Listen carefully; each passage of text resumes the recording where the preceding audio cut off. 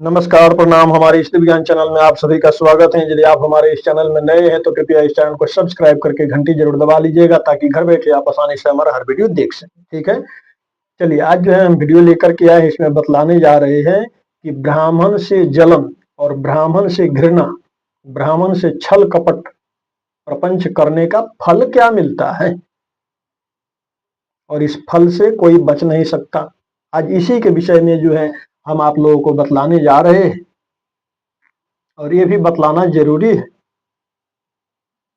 क्योंकि आजकल देखा जा रहा है कि इस घोर कलयुग में जो है, कलयुग के प्रभाव से जो है, कलयुग जो है कई लोगों के दिमाग पे अपना असर बैठा दिया है, अपना असर दिखा रहा है, जिसकी वजह से जो है कई लोग ब्राह्मणों का तिरस्कार करना, ब्राह्मणों को उल्टी सीधी गंदी कमेंट करना, ब्राह्मणों को जैसे पीठ पीछे गाली देना या ब्राह्मणों के साथ छल कपट करना आजकल ऐसे देखने को मिल जाता है, मिलते रहता है सोशल मीडिया पे या बाहर या कहीं, या बुरा भला किसी ब्राह्मण को कह देना, है ना। तो मैं सोचा इस पे एक वीडियो बना दूं ताकि हर किसी को जानकारी हो सके कि ब्राह्मण कौन है, ब्राह्मण क्या है। ब्राह्मण कौन है, ब्राह्मण क्या है और ब्राह्मण से छल करने का फल आखिर क्या होता है। ब्राह्मण से छल करने का फल, उसका जो है दुष्प्रभाव कैसे मिलता है जिंदगी में और क्या बचता है, क्या क्या खत्म हो जाता है, हर चीज हम इसमें विस्तार से आप लोगों को बतलाने जा रहे हैं। स्वयं विष्णु भगवान ने जो है बढ़ाई दिया है ब्राह्मण को, इसमें पूरा प्रमाण के साथ में हम आप लोगों को बतलाने जा रहे हैं। चलिए सीधा हम आगे बढ़ते हैं कि ब्राह्मणों के साथ छल करने का फल आखिर क्या होता है। देखिए एक कथा है जो है, इसी कथा में ये टोटल जो मैं बोला हूं इस सब का आंसर आपको मिल जाएगा, सबका उत्तर आपको मिल जाएगा इस कथा को सिर्फ सुन लेने से कि ब्राह्मण आखिर है क्या, आप समझ जाएंगे। देखिए ऐसे भी बतलाया गया है कि ब्राह्मणों का जो है मान सम्मान सेवा सत्कार जो है पूर्वजों से जो है बहुत पहले से चला आ रहा है ना। मैं कोई इसमें जातिवाद फैलाने नहीं आया, जातिवाद वाला कोई बात मैं नहीं कर रहा, शास्त्रोक्त बात कर रहा जो शास्त्र में बतलाया गया है। तो चलिए सीधा हम कथा की तरफ बढ़ते हैं। ये कथा जो है भी जो है बहुत भाग्य से मिलता है, आप ध्यान देकर के सुन लीजिएगा, आपको इसमें बहुत सारा आंसर उत्तर सब मिल जाएगा, बहुत बड़ा इससे आपको ज्ञान मिलेगा। देखिए एक बार की बात है, सारे ऋषि मुनि जो है बैठे हुए थे, एकत्रित हुए थे, तो उन लोगों में जो है आपस में विचार हुआ कि त्रिदेव हैं, जैसे ब्रह्मा विष्णु महेश यानी शंकर जी, है ना। इन तीनों में सबसे शांत चित्त कौन है, जो शांति से काम करे, होशियारी से काम करे, नम्रता से काम करे और हर काम को आसानी से हैंडल कर ले।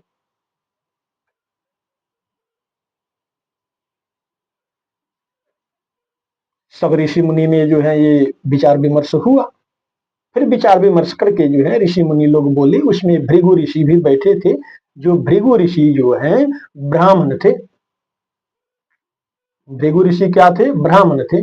उनको बोला गया कि भृगु ऋषि आप तो शास्त्रों के ज्ञाता है ना, शास्त्र वेद इत्यादि सब पढ़े हैं, आप ही इस काम को कीजिए, आप ही ये परीक्षण कीजिए, परीक्षा लीजिए। भृगु ऋषि बोले ठीक है, मैं जाता हूं, परीक्षा लेके आता हूं। भृगु ऋषि गए सबसे पहले कहा, ब्रह्मलोक, ब्रह्मा जी के पास।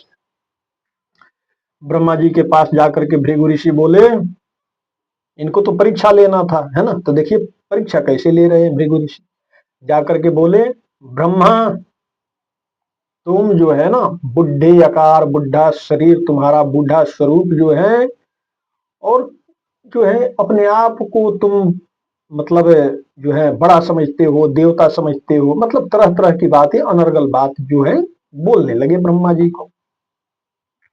ब्रह्मा अपने आप को तुम ज्ञानी समझते हो, तुमसे बड़ा ज्ञानी हम हैं, तुमसे ज्यादा शस्त्र का ज्ञान हमें है।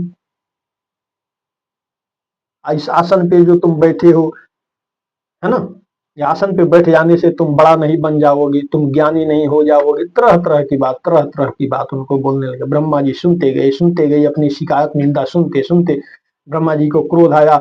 ब्रह्मा जी तुरंत अपना कमंडल उठाए, हाथ में जल लिए, बोले कि भृगु अभी मैं तुम्हें श्राप देता हूं। तब तक भृगु ऋषि बोले, क्षम्यताम क्षम्यताम ब्रह्मदेव, क्षमा कीजिए, मैं तो छोटा एक परीक्षा लेने आया था, प्रभु क्षमा कीजिए। ब्रह्मा जी चकित हो गए, रुक गए, बोले कि कैसा परीक्षा था। ब्रह्मा जी सोच में पड़ गए, भृगु ऋषि वहां से लुप्त हो गए, गायब हो गए।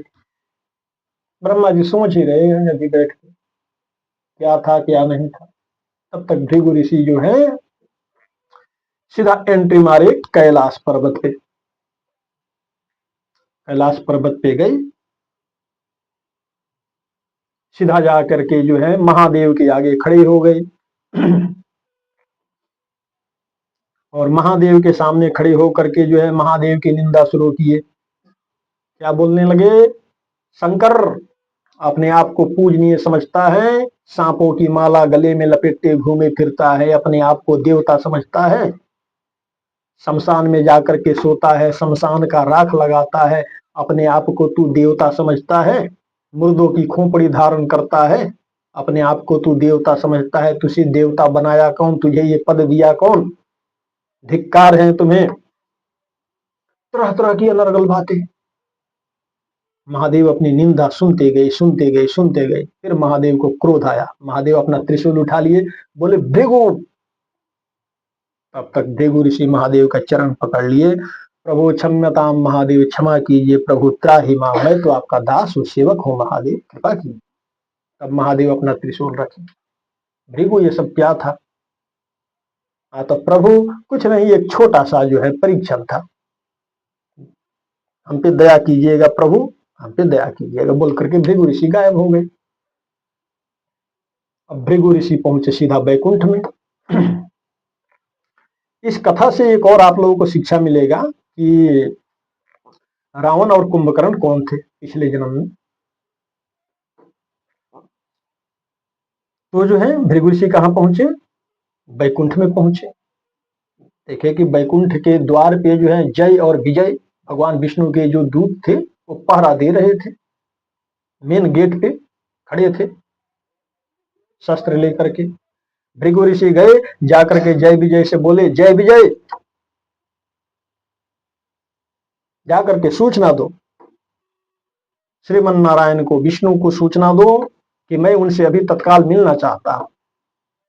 जय विजय बोले, क्षमा कीजिए ऋषि, अभी भगवान विष्णु आराम कर रहे हैं, विश्राम का समय है, विश्राम कर रहे हैं, सोए हुए हैं, अब बाद में मिल लीजिएगा, थोड़ा प्रतीक्षा की। अतः हमें अभी मिलना है, अभी का अभी मिलना है। मूर्खो, छोड़ो रास्ता, मैं जाऊं सीधे। अतः नहीं, डायरेक्ट आप नहीं जा सकते। अतः जा करके सूचना दो कि मैं आया हूं। अतः थोड़ा देर आप ठहरिए, सूचना दे दिया जाएगा, अभी ठहरिए। अतः मैं एक पल नहीं ठहर सकता, जय विजय, अभी का अभी रास्ता मेरा छोड़ो, मुझे जाने दो। अतः नहीं, ऐसे आप नहीं जा सकते, आपको ठहरना तो पड़ेगा ही। तो मैं श्राप दूंगा। जय विजय बोले, जो श्राप देना हो दे लो, जो करना है कर लो, ऐसे आप डायरेक्ट नहीं जा सकते।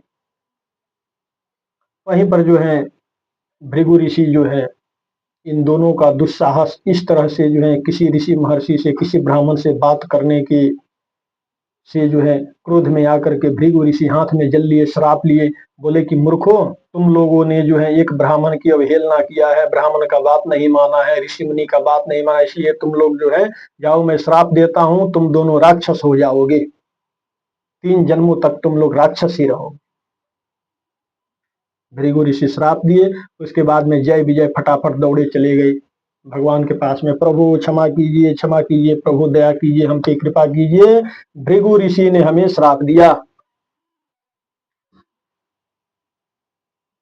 तब तक पीछे से भृगु ऋषि भी पहुंच गए। जय विजय साइड हुए। भृगु ऋषि देखे कि भगवान विष्णु जो है शयन कर रहे हैं, आंखें खुली है ना। और लक्ष्मी मैया जो है शेषनाग के शैया पे जो है भगवान विष्णु का पैर दबा रही है।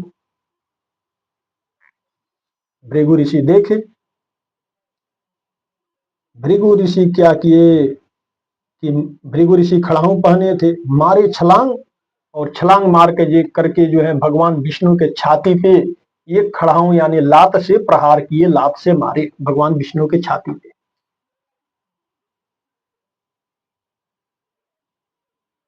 भगवान विष्णु जो है तुरंत सिंहासन से उतरे, शेषनाग के सैया से नीचे उतरे और उतर करके जो है भृगु ऋषि का पैर सहलाने लगे हाथ से। बोले भृगु जी, आपके पैर में कहीं मुझ तो नहीं आया? भृगु ऋषि सोच में पड़ गए कि मैं तो भगवान को जो है लात मारा हूं, है ना, लात से मैं तो प्रहार किया हूं, इन्होंने हमारा पैर क्यों, ये पैर क्यों सहला रहे हैं?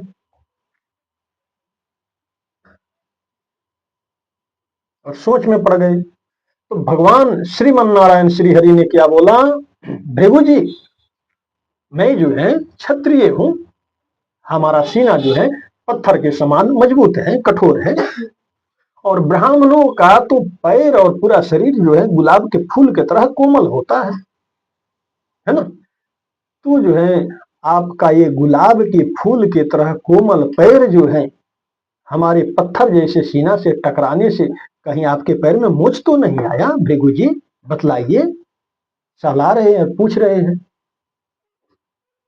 भृगु ऋषि की आंखों से आंसू आने लगा, हे प्रभु क्षमा कीजिए। भगवान विष्णु के पैर पकड़ करके भृगु जी रोने लगे, प्रभु क्षमा कीजिए, मैं परीक्षा लेने आया था, ये जय विजय जो है हमको क्रोध दिला दिए, जिस क्रोध में इनको भी श्राप दे दिया, आपको भी लात मार दिया, मुझे क्षमा कीजिए, मैं क्रोध में आकर के ये सब कर दिया, प्रभु मुझे क्षमा कीजिए। भगवान विष्णु बोले कोई बात नहीं,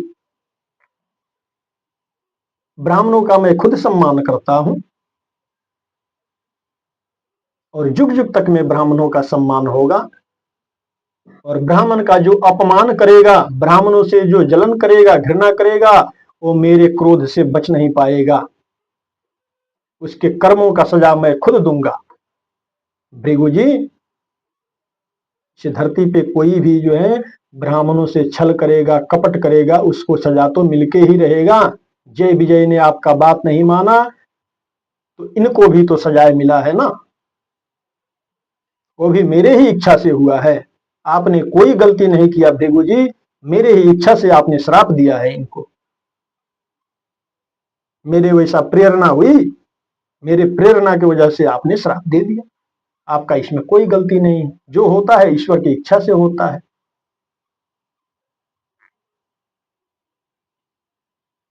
मेरे माया के द्वारा जो है आपने क्रोध किया। अब जय विजय बोले, प्रभु प्रभु हमारा क्या होगा, हमको तो श्राप मिल गया राक्षस होने का। तो भगवान बोले भृगु जी, अब इन दोनों ये जो है कुछ दया कीजिए, ऐसे तो आपका श्राप अटल है, वो तो होके रहेगा, मगर कुछ इनकी मुक्ति का साधन बतला दीजिए, कैसे ये राक्षस से मुक्त होंगे।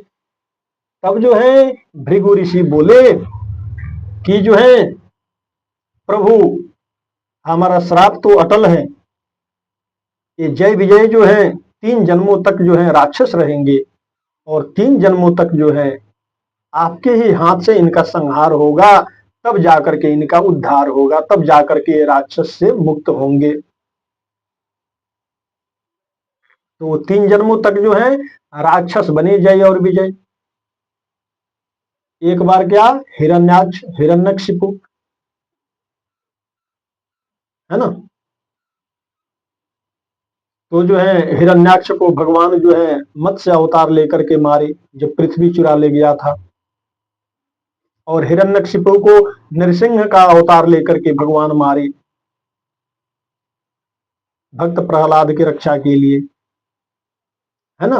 हिरण्यकशिपु और हिरण्याक्ष बना जय विजय। उसके बाद में जो है इन लोगों ने जो है रावण कुंभकर्ण भी बना, वहां भी भगवान राम के हाथों से मुक्ति मिला।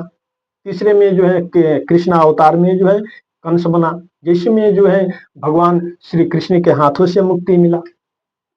3 जन्मों तक जो है इनको भगवान के हाथों से संहार हुआ है। तब जाकर के जो है ये लोग फिर से जय विजय अपने पद पे स्थापित हुए। थोड़ा कथा को पीछे लेके चलता हूं। जब जो है ये सब हो गया, माता लक्ष्मी सब देख रहे थे, माता लक्ष्मी क्रोध से पूरा लाल हो गई, है ना। आजकल कई ब्राह्मण दरिद्र भी होते हैं, गरीब भी होते हैं, उसका वजह क्या होता है इस कथा में आप लोगों को मिल जाएगा आंसर। माता लक्ष्मी पूरा क्रोधित थी। माता लक्ष्मी बोली कि जो है प्रभु, मैं आपके अपमान का बदला लेकर के रहूंगी। मेरे पति के सामने भृगु की इतना हिम्मत जो मेरे पति को लात मार दे, मैं श्राप देती हूं, जाओ भृगु, तुम्हारे वंश में जितने भी ब्राह्मण होंगे सारे दरिद्र हो जाएंगे, मैं किसी के यहां नहीं रहूंगा। भगवान विष्णु बोले, अरे त्राहिमाम देवी, आपने क्या किया, क्षमा कीजिए ब्राह्मणों को। अरे ब्राह्मण ही तो है जो हमारे नामों का संकीर्तन करेंगे, हमारा वेद शास्त्र पढ़ते हैं, लोगों को बतलाते हैं, लोगों से पूजा पाठ करवाते हैं। इस धरती पे ब्राह्मण ही माध्यम है हम लोगों तक लोगों को पहुंचाने का। आपने ब्राह्मणों को श्राप दे दिया देवी, ये क्या किया आपने। अतः प्रभु तो मेरा भी श्राप अटल है। तो देवी चलिए, मेरा भी एक जो है वचन में देता हूं अपने ब्राह्मणों को। जो भी ब्राह्मण जो है शालिग्राम का, आप देखते हैं ना, शालिग्राम ठाकुर जी कई लोग रखते हैं, घर में पूजन करते हैं ना। तो भगवान बोले जो भी ब्राह्मण शालिग्राम रखेंगे, मेरा पूजन करेंगे, है ना, वो कभी गरीब दरिद्र नहीं होंगे देवी। मेरा कृपा हमेशा उन पे बना हुआ रहेगा, वो कभी गरीब दरिद्र नहीं हो सकते। मेरा जो नाम जपेंगे, मेरा भजन करेंगे, मेरा संकीर्तन करेंगे जो ब्राह्मण, वो कभी गरीब दरिद्र नहीं होंगे। और जो है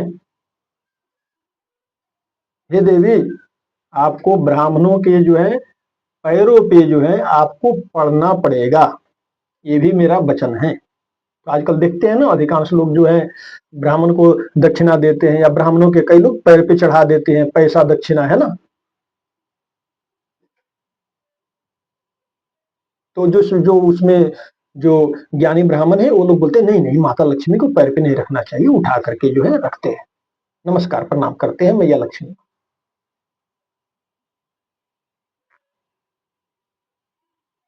है ना। तो ये सब ऊपर फिक्स हो गया, सब तय हो गया।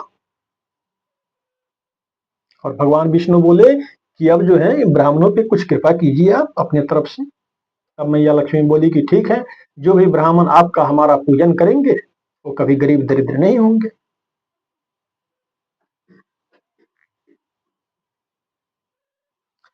तो अब ये बताइए कि ब्राह्मणों का सम्मान जो है भगवान स्वयं श्री हरि ने किया, देवता तक किए, जो जगत के पालनहार हैं, जगत के स्वामी हैं श्रीमन नारायण, उन्होंने जो है खुद ब्राह्मण का सेवा सत्कार किया। और श्री रामचरितमानस में भी लिखा हुआ है कि ब्राह्मणों से द्वेष, जलन, घृणा, छल कपट करने वाला व्यक्ति को जो है वो संपूर्ण पूर्ण रूप से उसका नाश हो जाता है, उस व्यक्ति का वो खुद ही जल के भस्म हो जाता है। इस कलयुग में, कलयुग रूपी ज्वाला में खुद ही जल के भस्म हो जाता है, यानी खत्म हो जाता है, यानी उसका सर्वनाश हो जाता है। ब्राह्मणों से छल कपट जलन करने का फल ये होता है। ठीक है, इसलिए आपके पीढ़ी में मान लीजिए आपके दादाजी थे, बाबा जी थे, है ना, जो भी पूर्वज थे, सबने ब्राह्मणों का आदर किया, सत्कार किया, सेवा पूजा किया, है ना।